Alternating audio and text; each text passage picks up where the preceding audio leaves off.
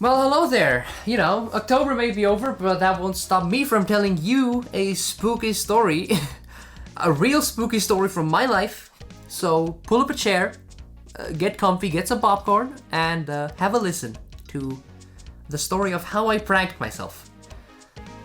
So this happened back in late 2019. I rarely get calls on my phone, and back then I liked to set my ringtone to some audio that I thought was funny, you know, something like the CBT narration, you know.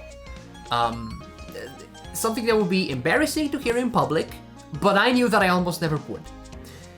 There was also an element of motivation in picking up the phone as quickly as possible to avoid an embarrassment. But mainly, I just found it funny that, yes, indeed, my ringtone was Objects That I've Shoved Up My Arse, a Bruno Porosnik classic. As a matter of fact, that was exactly what my ringtone was. That's what I set it as in mid-December then. And I thought to myself, wouldn't it be funny if I forgot I did this? If I forgot I did this and then got called in a public place. Little did I know that was exactly what I would get. Later the same month, my family decided to book a hotel room somewhere else as part of like a little vacation. And one time we were at the dinner table in the hotel's cafeteria.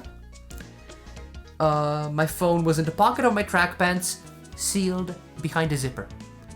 I was carrying a plate, the second one that evening, thinking, you know, what am I gonna serve myself? And suddenly I hear, Objects that I've shoved up my arse. At full blast. It was at that point that I remembered my thoughts from a few weeks prior. Wouldn't it be funny if I forgot I did this and then got called in a public place? VIBRATOrs. All around me were families with their children and grandparents, slowly becoming more and more aware of the sound that they too were hearing. Dildos. I was panicking, because it wasn't really about me, it was about them. They didn't need to be exposed to loud noises from anyone's mobile phone, let alone Bruno Porosnik content. Pens. I tugged on the zipper of my pocket to get my phone out, but it was no use. Because of the stretchiness of the fabric, the zipper preferred to just stay where it was and wouldn't open. I knew I needed both hands. Pencils. Suddenly oblivious to the plate in my left hand, I let go to help my other hand get the zipper undone. I did so and answered the phone. It doesn't actually matter what the call was, but thankfully I got the sound to stop. But despite the floor being covered in a carpet, the plate broke into a few pieces. Still in a rush of adrenaline, I hastily picked them up and ended up shakingly handing them over to a waiter who came to inspect the noise. The noise of the plate breaking. Nah, not my ringtone.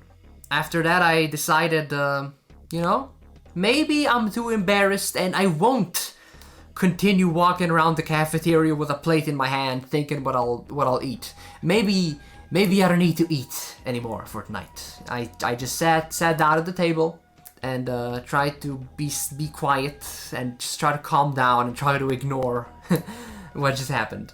In the end, there weren't really any major consequences, like, I don't know, being confronted by an angry grandma or some parent or hotel staff about my ringtone. But the end result was a lesson in time travel.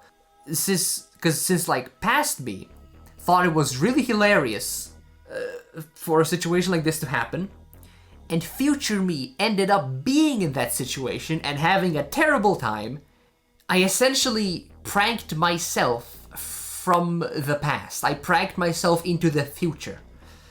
And since then, I've made sure that to prevent this from ever happening again, my ringtone is now, you know, an actual song that I like, and not some strange British person yelling. And that'll be it. Thanks for listening. If this video sounded like me reading from a book, well, that's sort of what I did. I couldn't just I couldn't just, you know, ramble impromptu about this story because I wanted to have it be structured enough for it to be coherent. If I just actually rambled and rambled, I would give out too many details and it would just be really difficult to follow. So yeah, I actually like wrote it down in Notepad, and this narration was really a narration. It was me reading, more or less. I tried to make it sound like natural though. Did it work?